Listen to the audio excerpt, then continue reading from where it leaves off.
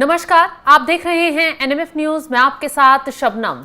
Israel और Iran के बीच युद्ध जो है वो लगातार तेज होता जा रहा है। तेहरान से लेकर तेल अवीव तक धुआं धुआं दिखाई दे रहा है। चारों तरफ मिसाइलें दागी जा रही हैं और वहां लाखों लोग जो हैं निकलकर भागने की फिराक में हैं, क्योंकि उनकी जिंदगियां दांव पर लग गई हैं। इसी बीच प्रधानमंत्री मोदी ने ईरान में एक बड़ा ऑपरेशन चलाया है, जिसके तहत ईरान में फंसे भारतीयों को निकालने का काम तेजी से किया जा रहा है। इसी बीच 290 भारतीयों को ईरान से निकाला गया। सबसे पहले ईरान से बातचीत की गई और उसके बाद ईरान ने एक बड़ा फैसला लेते हुए भारत के पक्ष में अपने एयरबेसों को खोला और भारतीयों को वहां से सुरक्षित बाहर निकालने में पूरा सहयोग किया।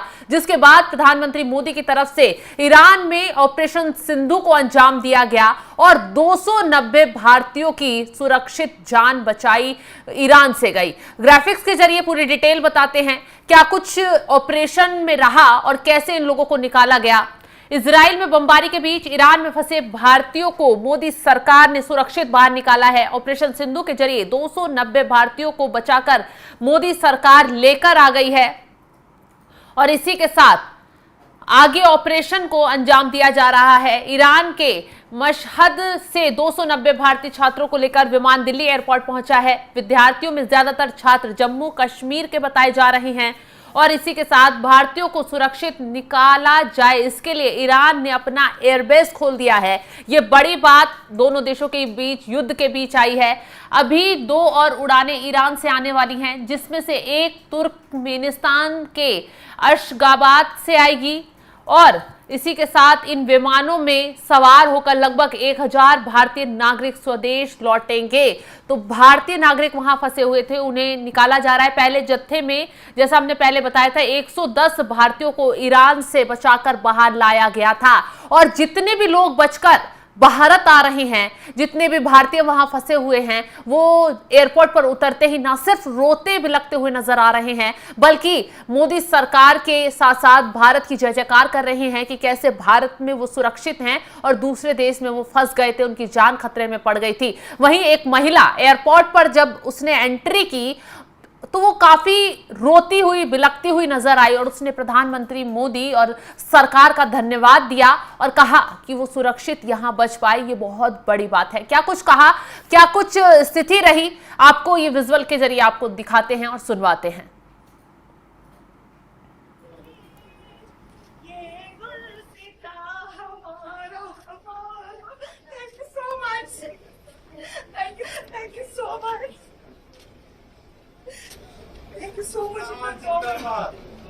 हिंदुस्तान जिंदाबाद, हिंदुस्तान जिंदाबाद, हिंदुस्तान जिंदाबाद।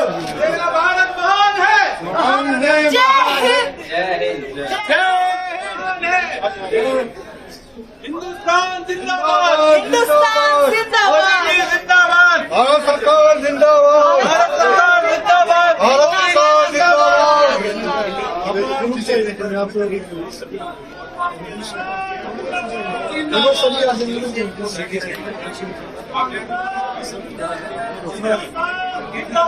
भारत माता की, भारत माता की।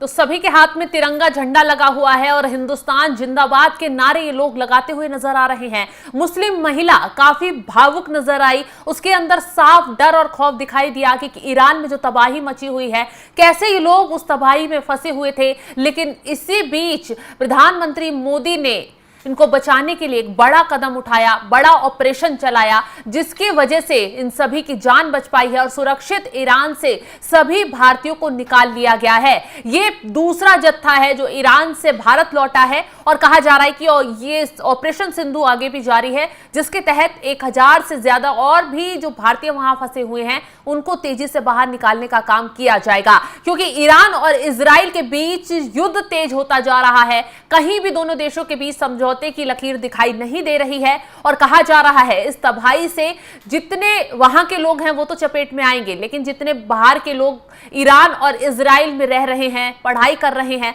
उनकी जान भी खतरे में पड़ रही है। ऐसे में सबसे पहले मोदी सरकार की तरफ से बड़ा कदम उठाया गया और इसी के साथ क्या कुछ मोदी सरकार के ऑपरेशन को लेकर आगे किया जाएगा, कैसे इस ऑपरेशन को अंजाम दिया जा रहा है, ये विदेश मंत्रालय के जो सचिव हैं उनका क्या कुछ इस पर कहना है, वो आपको सुनवाते हैं। क्या कुछ कहा उन्होंने इस ऑपरेशन को लेकर?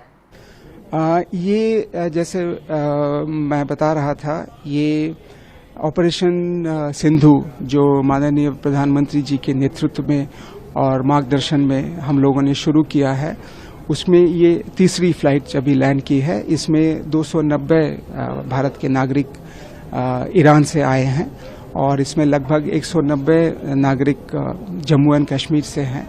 इसके अलावा दिल्ली से हैं, कर्नाटका से हैं, हरियाणा से हैं, पश्चिम बंगाल से हैं और कुछ अन्य और राज्यों से आए हुए हैं। सो ये हम लोग के हमारे लिए ये बहुत ही खुशी की बात है कि ईरान सरकार ने अपना एयर स्पेस हमारे लिए ओपन कर दिया है और ये भारत और ईरान के बीच जो मैत्री है ये उसको दर्शाता है। और ये उस फ्लाइट से आए, उस रूट से आए हुए ये पहली फ्लाइट है। सो इनको देखकर हमें बड़ी खुशी है क्योंकि ये लोग बहुत खुश हैं देश पहुंचकर और इन्होंने भारत सरकार का शुक्रिया अदा किया है। इजराइल से भी उनको भी वापस लाने की सरकार तैयारी कर रही है, उसकी भी कोई जानकारी है? हाँ, अभी जैसे सरकार ने हमने अनाउंस किया है कि इजराइल से भी ऑपरेशन सिंधु के तहत फ्लाइट्स आने का काम शुरू होगा। जैसे ही सारे डिटेल्स हम लोगों को मिल जाएंगे, फ्लाइट डिटेल्स वगैरह, हम लोग आप लोगों के साथ शेयर कर लेंगे। तो पहले भारतीयों को तेहरान से मशहद ले जाया गया और उसके बाद डायरेक्ट दिल्ली एयरपोर्ट पर उन्हें लैंड करवाया गया और सुरक्षित भारत लौटने पर इन सभी छात्रों के चेहरे पर काफी खुशी नजर आ रही है। ये रोते बिलखते हुए नजर आए क्योंकि वहां जिस तरीके के हालात हैं, लोगों का कहना है कि उससे तो उनका सुरक्षित बचना नामुमकिन ही दिखाई दे रहा था। लेकिन जब प्रधानमंत्री मोदी ने कदम उठाया तो इन्हें उम्मीद की किरण दिखाई दी और उसके बाद जब भारत लौटे, न सिर्फ भारत सरकार के लिए नारेबाजी करते हुए नजर आए बल्कि हिंदुस्तान जिंदाबाद के नारे लगाते हुए ये लोग एयरपोर्ट पर नजर आ रहे हैं। वैसे भी आपने बीते दिनों से देखा होगा कि किस कदर इजराइल और ईरान के बीच युद्ध लगातार बढ़ता जा रहा है और सबसे बड़ी बात तो यह है कि अमेरिका की इस युद्ध में एंट्री हो चुकी है। इजराइल को अमेरिका लगातार सपोर्ट कर रहा है और अपने लड़ाकू विमानों से लेकर हथियारों तक को वो इजराइल के जरिए पहुंचा रहा है और भारी तबाही इस वक्त देखने के लिए मिल रही है ईरान में।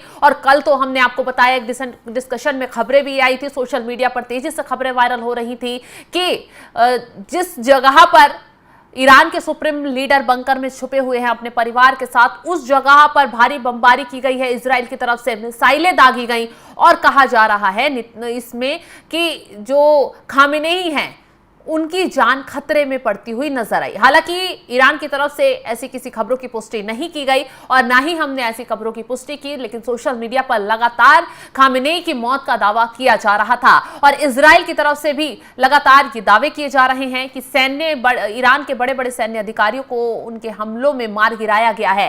खैर, अब ये युद्ध कहां किस लेवल तक पहुंचता है और कैसे शांत होता है ये देखने वाली बात होगी। लेकिन ऑपरेशन सिंधु चलाकर मोदी सरकार ने जो कदम आगे बढ़ाया है उसको लेकर आप क्या राय रखते हैं, कमेंट कर अपनी राय जरूर बताएं और तमाम खबरों की अपडेट के लिए आप हमारे साथ जुड़े रहें। नमस्कार।